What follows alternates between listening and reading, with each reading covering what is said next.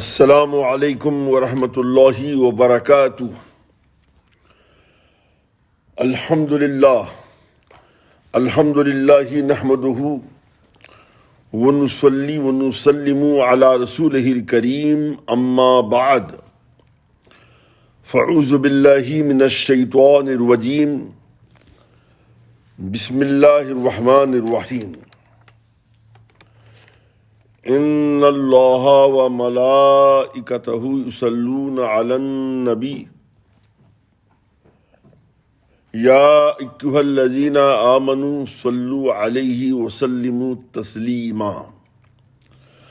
اللہم صل علی سیدنا مولانا مأوانا ملجانا محمد وعلی آلہ واصحابہ وبارک وسلم، صلاۃ و سلام علیک یا سیدی یا رسول اللہ صلی اللہ تعالی علیک وعلی آلک وسلم۔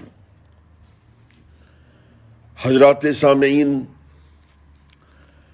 لیاقت ملت حضرت قاری لیاقت رضا نوری مدد اللہ نورانی کی یہ انفرادیت و خصوصیت ہے کہ آپ اولیاء کرام کی محبت میں آئے دن محفلیں منعقد کرتے رہتے ہیں۔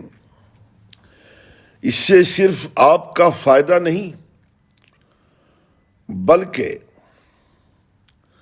سامعین کرام بھی ایسے پروگراموں سے مستفیض ہوتے ہیں اور استفادہ حاصل کرتے ہیں اور اپنے خالی دامن کو گوہر مراد سے لبریز کرتے ہیں۔ اس کی وجہ یہ ہے کہ بغیر اولیاء اللہ کے کشتی حیات کا منزل مقصود تک پہنچنا دشواری نہیں بلکہ دشوار تر ہے۔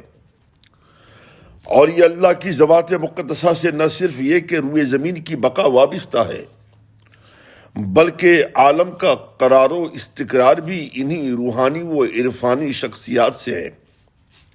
بلفظ دیگر یوں کہا جا سکتا ہے کہ جیسے پہاڑ زمین کے لیے میخ ہیں، ایسے ہی اولیاء اللہ کی معتبر ہستیاں عالم کی میخیں ہیں۔ یہی وہ اولیاء اللہ ہیں جن کے ذریعہ نبی اور امت کا تعلق قائم ہے۔ اولیاء اللہ نہ ہوں تو پھر امت اپنے پیغمبر سے اولیاء اللہ نہ ہوں تو پھر امت کا اپنے پیغمبر سے رشتہ ٹوٹ جائے گا۔ پیغمبر سے رشتہ ٹوٹ جانا یا پیغمبر سے لا تعلق ہو جانا کس قدر ہلاکت خیز ہے، چندہ بتانے کی ضرورت نہیں۔ یہ ہمارا مشاہدہ ہے کہ جب چیزیں مرتے ہی ساتھ چھوڑ جاتی ہیں، مگر اولیاء اللہ کی وہ ذوات مقدسہ ہے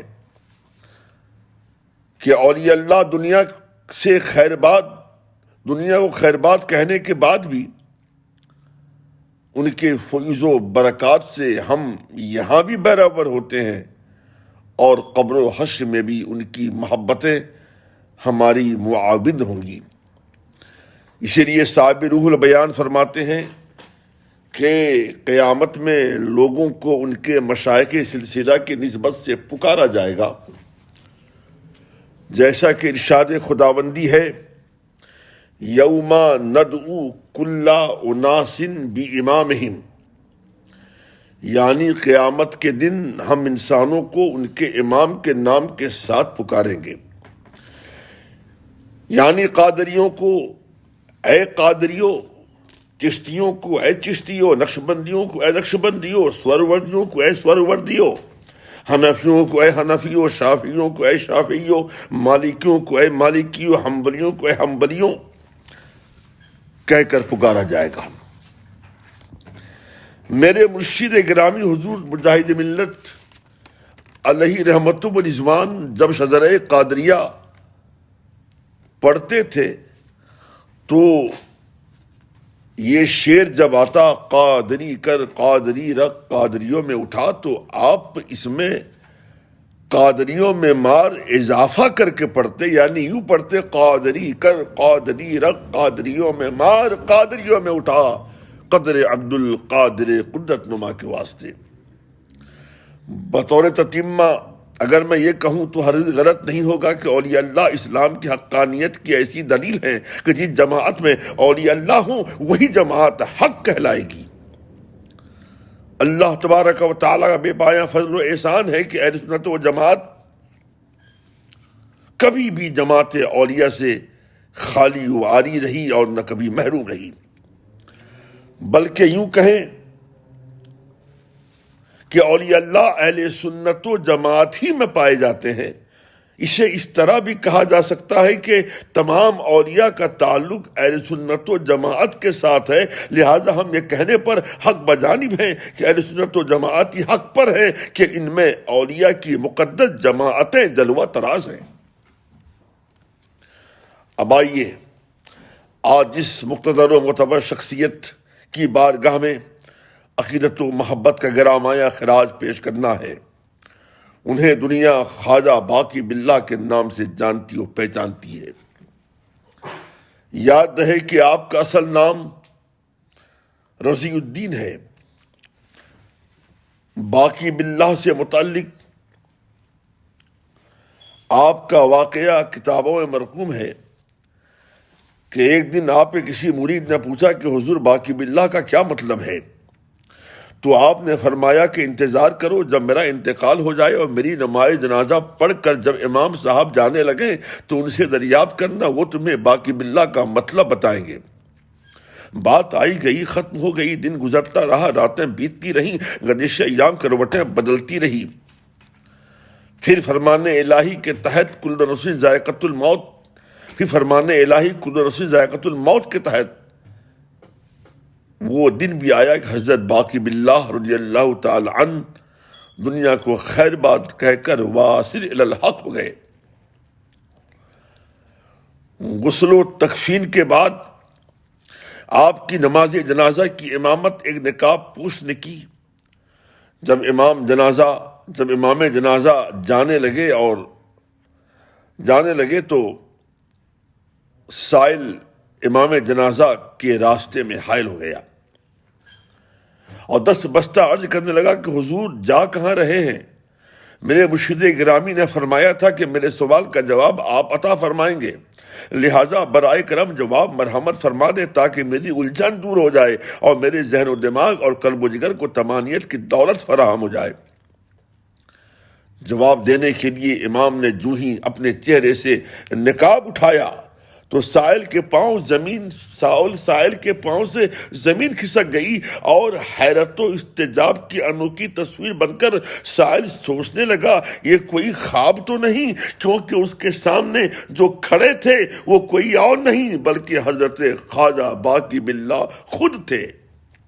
اس سے پہلے کہ سائل کی سوچوں کا سلسلہ اور دراز ہوتا، سائل کی حیرانیاں اور بڑھنے لگتی۔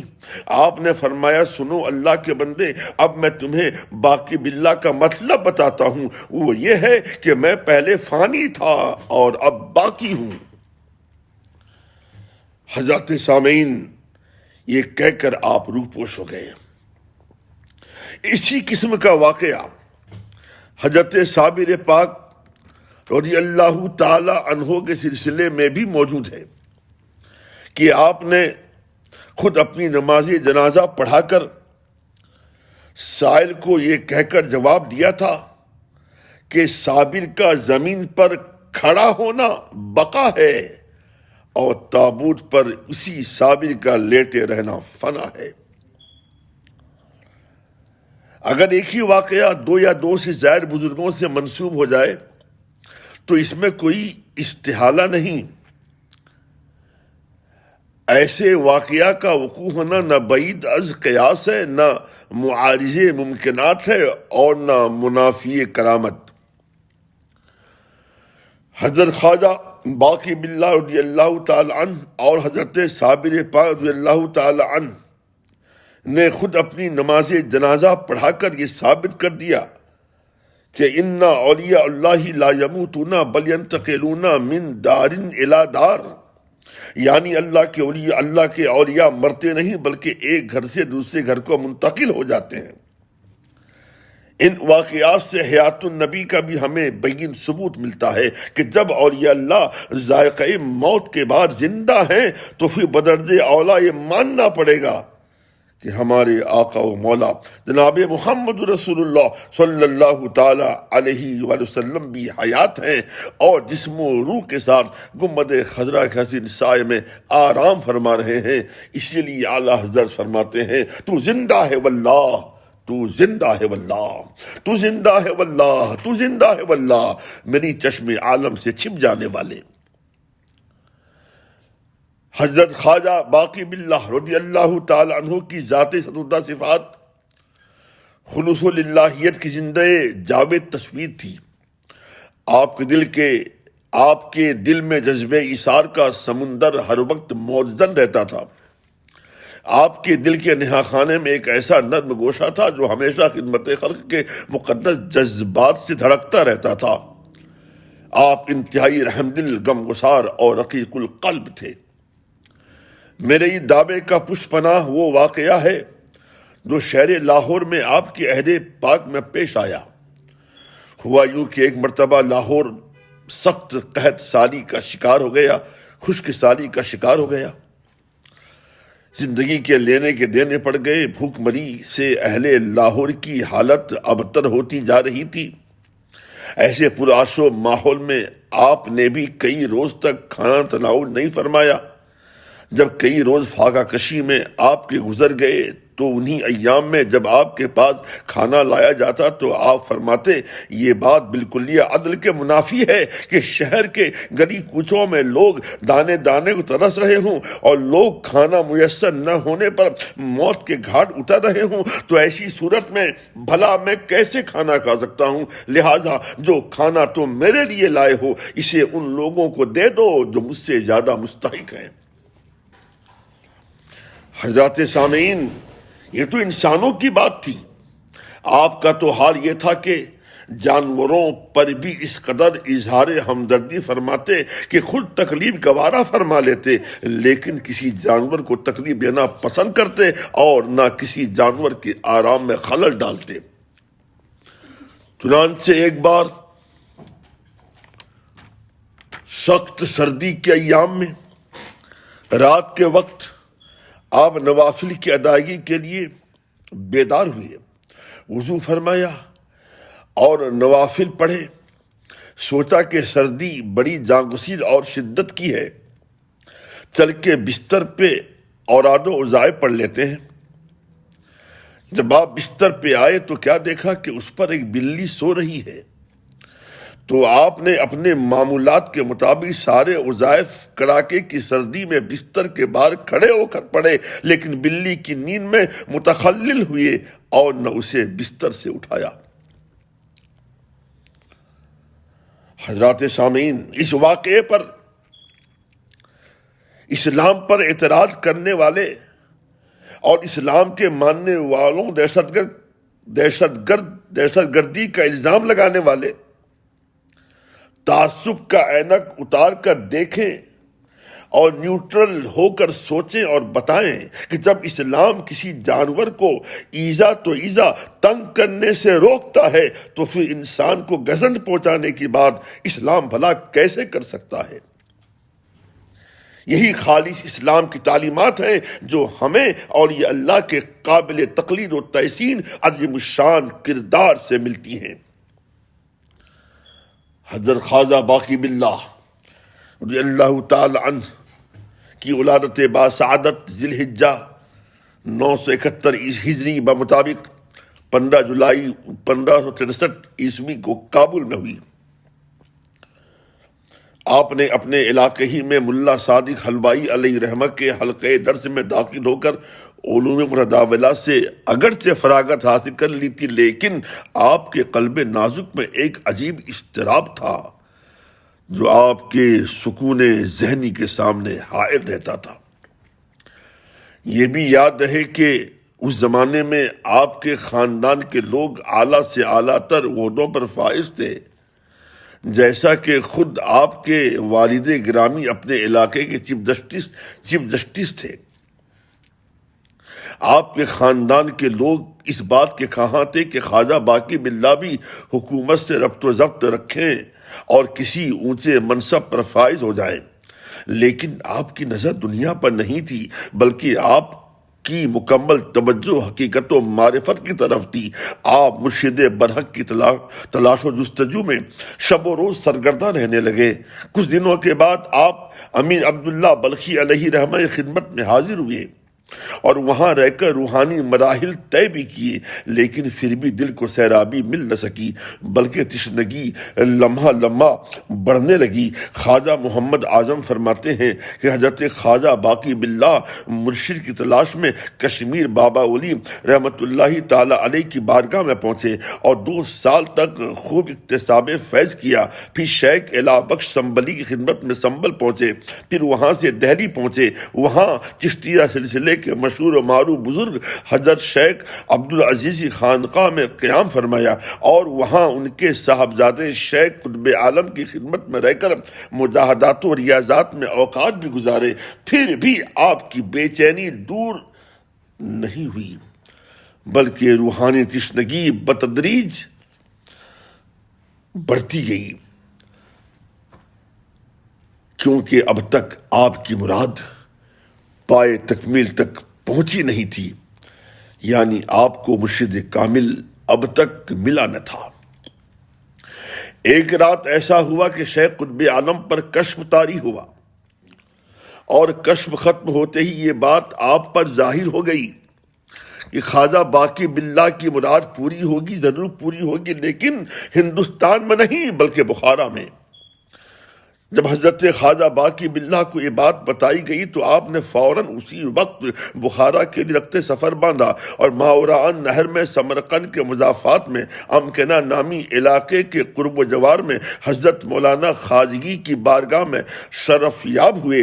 حضرت مولانا خواجگی رحمت اللہ تعالی علیہ نے آپ کو سلسلے نقشبندیہ کی تعلیم سے بہرور کر کے شرف بیعت و خلافت سے نوازا اور ہندوستان واپس جانے کی تلقین فرمائی۔ حضرات سامعین، جب آپ کے مرشد نے آپ کو پہلی ہی ملاقات پر خلافت عطا کی تو آپ کے احباب نے کہا، حضور والا باقی باللہ میں کون سی ایسی خوبی ہے کہ آپ نے انہیں پہلی ہی ملاقات پر خلافت و اجازت سے سرفراز فرما دیا، جبکہ اوروں کو خوب مجاہدات کے بعد خلافت دی جاتی ہے؟ تو آپ نے جواباً ارشاد فرمایا کہ تمہیں نہیں معلوم کہ باقی باللہ کا معاملہ اوروں سے بالکل متفرق و جدا گانا و مختلف ہے، کیونکہ اس کا معاملہ تربیت کمال کو پہنچا ہوا تھا، فقط تصحیح احوال کی ضرورت تھی، سو پہلی ہی ملاقات میں اس کا اتمام ہو گیا۔ کچھ اسی طرح جواب مرشد اعلیٰ حضرت خاتم الاکابر حضرت سید شاہ علیہ رسول رضی اللہ تعالی عنہ نے معترض کے اعتراض پر دیا تھا کہ دیگر لوگ میلا کچیلا دل لے کر آتے ہیں، اس لیے انہیں مجاہدات کی چکی میں پیسا جاتا ہے، تب جا کر خلافت دی جاتی ہے، لیکن احمد رضا بالکل صاف و شفاف مثل آئینہ دل لے کر آئے ہیں، ان کو مجاہدے کی ضرورت نہیں، اس لیے میں نے انہیں پہلی ہی ملاقات پر خلافت و اجازت سے شاد کام کر دیا۔ اسی موقع پر آپ نے یہ بھی فرمایا تھا کہ اگر کل روز قیامت خداوند قدوس مجھ سے پوچھے گا کہ آل رسول کیا لائے ہو تو میں عرض کروں گا احمد رضا کو لایا ہوں۔ حضور خاتم الاکابر رضی اللہ تعالی عنہ کا یہ قول عام طور پہ خطبہ بیان کرتے ہیں، مصنفین لکھتے بھی ہیں، لیکن اس کی تشریح نہیں کی جاتی۔ یہ جملہ، یہ قول کوئی معمولی جملہ، معمولی قول نہیں ہے، بلکہ اس قول کے دامن میں حکم و نکات کا بحر ناپیدا کنار موجود ہے۔ انشاءاللہ تعالی کسی اور موقع سے بندہ احکد اس کی تشریح پیش کرے گا، کیونکہ آج میرا موضوع حضرت خواجہ باقی باللہ رضی اللہ تعالی عنہ کی عظمت شان بیان کرنا ہے۔ ثانیاً یہ کہ دامن وقت بھی تنگ ہوتا جا رہا ہے۔ ہاں، میں یہ عرض کر رہا تھا کہ ایک عرصے کے بعد، تلاش بسیار کے بعد، حضرت خواجہ باقی باللہ رضی اللہ تعالی عنہ کو مرشد کامل ملے اور آپ کی دلی تمنا بقعۂ نور اور صدرش کی انجمن بن گئی۔ حضرت خواجہ باقی باللہ رضی اللہ تعالیٰ عنہ کی عظمت شان کا اس جہت و نہت سے بھی اندازہ لگائیے کہ آپ کے مریدین و خلافہ میں جہاں کئی ایک مقتدر ہستیاں ہیں، وہیں آپ کے باصفا مریدین و خلافہ میں حضرت شیخ عبدالحق محدث دہلوی اور حضرت امام ربانی مجدد الفسانی رضی اللہ تعالی عنہما کے بھی اسماء گرامی شامل ہیں۔ یہ بھی یاد رہے کہ حضرت امام ربانی نے اپنے مکتوبات میں حضرت خواجہ باقی باللہ رضی اللہ تعالی عنہ کے نام 20 مکتوب شامل کیے ہیں۔ حضرت خواجہ باقی باللہ رضی اللہ تعالی عنہ کے گراں قد کارہائے نمایاں میں سب سے بڑا کارنامہ یہ ہے کہ آپ نے فتنہ اکبری کے نتنے رجحانات و خیالات کے فروغ کا سد باب کیا۔ آپ نے اس پرآشوب اور انتہائی پرفتن دور میں دینی قیادت کے فرائض بحسن و خوبی انجام دیے، جس وقت پورے ہندوستان میں فتنہ اکبری نے مذہب و ملت کے شیرازے منتشر کر رکھے تھے۔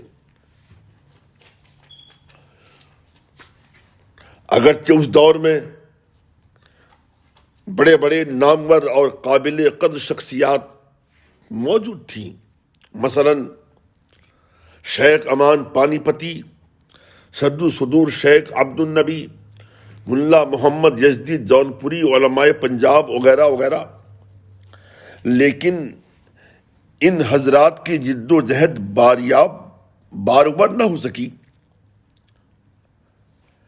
اس کا مطلب یہ نہیں کہ ان حضرات کے اخلاص میں کمیاں تھیں، بلکہ حقیقت حال یہ تھی کہ خداوند قدوس کو حضرت خواجہ باقی باللہ رضی اللہ تعالی عنہ سے یہ عظیم الشان کام لینا تھا۔ اللہ تبارک و تعالی نے آپ کے اندر عہد طفولیت ہی سے روحانی اقدار اور تجرید و تفرید کے آثار ودیت فرما دیے تھے۔ حضرت خواجہ باقی باللہ رضی اللہ تعالی عنہ نے اس فتنہ اکبری کے انسداد کے لیے بڑی حکمت عملی کے ساتھ راسخ العقیدہ عمراء، علماء اور صوفیہ کی ایک جماعت تیار کی، جس میں امام ربانی اور حضرت شیخ عبدالحق محدث دہلوی رضی اللہ تعالی عنہما بھی موجود تھے۔ ان کے حضرت خواجہ باقی باللہ رضی اللہ تعالی عنہ کے پاکیزہ اجتہاد متواصل اور جذبہ ایثار کا خوش آئند نتیجہ یہ ہوا کہ اکبر کے دربار سے وابستہ عمرا بھی آپ کے معتقد بن گئے اور اصلاح حال کر کے آپ کے دست و بازو بن گئے۔ انجام کار عہد اکبر میں جو لادینیت و لامذہبیت پیدا ہو رہی تھی یا بڑھ رہی تھی، اس کا سد باب ہوا۔ علماء سو کے منفی کردار کے اثرات زائل ہوئے، اکبر کے فاسد خیالات دھرے کے دھرے رہ گئے اور مذہب حق کا بول بالا ہو گیا۔ آخر میں یہ بھی بتاتا چلوں کہ شہنشاہ اکبر کے بعد جہانگیر کی جانشینی پر اس شرط کے ساتھ حضرت خواجہ باقی باللہ رضی اللہ تعالیٰ عنہ نے حمایت کی کہ وہ دین اسلام کی اشاعت میں ان کا حامی و مؤید رہے گا۔ حضرت خواجہ باقی باللہ رضی اللہ تعالیٰ عنہ کہ وہ عظیم کارنامے ہیں جو صبح قیامت تک بھلائے نہیں جا سکتے۔ خدا رحمت کند ای بندگانے پاک تینت رہا۔ اب آئیے اخیر میں میں نے چند تازہ ترین اشعار حضرت والا کی عظمت شان پر کہنے کی کوشش کی ہے. آپ حضرات توجہ کے ساتھ، محبت کے ساتھ سماعت فرمائیں. مطلب عرض کیا ہے، عاشق شاہ امم حضرت باقی باللہ، عاشق شاہ امم حضرت باقی باللہ، ناشر دین اتم حضرت باقی باللہ، ناشر دین اتم حضرت باقی باللہ. شعر تاریخ کے اجالے میں سماعت کیجیے گا. اس میں تلمیح کی روشنی ہے. عرض کیا ہے کہ فتنہ اکبری مغلوب انہیں کر نہ سکا، فتنہ اکبری مغلوب انہیں کر نہ سکا، حق کے ہیں کوہ ہمم حضرت باقی باللہ، حق کے ہیں کوہ ہمم حضرت باقی باللہ. اور یہ شعر بھی آپ بغور سماعت فرمائیں. خود نہ کھا کر وہ کھلاتے رہے فاقہ کش کو، خود نہ کھا کر وہ کھلاتے رہے فاقہ کش کو، ایسے ہیں بحر کرم حضرت باقی باللہ، ایسے ہیں بحر کرم حضرت باقی باللہ. الفضل ما شہدت بہ العادہ کے تحت یہ شعر آپ سماعت کریں. اپنے تو اپنے ہیں، اغیار نے بھی مانا ہے، اپنے تو اپنے ہیں، اغیار نے بھی مانا ہے، دافع درد و علم حضرت باقی باللہ، دافع درد و علم، دافع درد و علم حضرت باقی باللہ، عاشق شاہ امم حضرت باقی باللہ. اور یہ شعر بھی آپ توجہ کے ساتھ سماعت فرمائیں. میں آپ کی سماعت کی نظر کر رہا ہوں کہ دی خلافت انہیں پڑھتے ہی نظر مرشد نے،